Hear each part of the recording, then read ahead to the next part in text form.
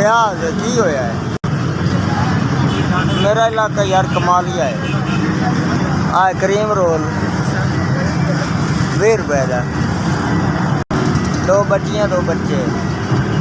वो नहीं वो मजदूरी कराने नालों मोड़ी वो कमीशन ते माल लाल विंदा 2 3 4 रुपये एक पीस मगर बच पैंदा। ये सारा वेच जावे तो 5 6 16 हो जाता है ना भी कि दूसरे दिन वेच लविंदा है। घर का निज़ाम भी बड़ा औखा चलता है।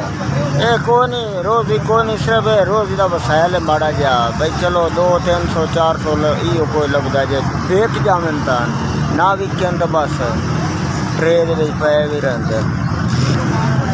गरीब आदमी है यार रोटी का कर रहे हैं रोटी किसी न किसी बहाने बच्चों के सिदक नाल मिल जाती है माड़ी मोटी। उस 44 साल 47 48 साल उस मेहनत वाली बच्चे बच्चियाँ छोटे हैं ना तो करके मेहनत करेंगी है मुड़ खावना कि तो है माड़ी मोटी ना करेंगे तो खावना कि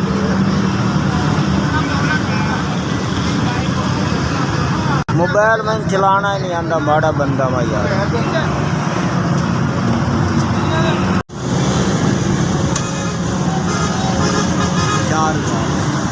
चार इन्हें मेरी मदद की अल्लाह ताला उन्हें शिफा देवे अल्लाह ताला उन्हें होर बहुता देवे। इस तो वड्डी मेरी वास्ते दुआ है अल्लाह ताला उन्हें मदीने मक्के लाई जावे।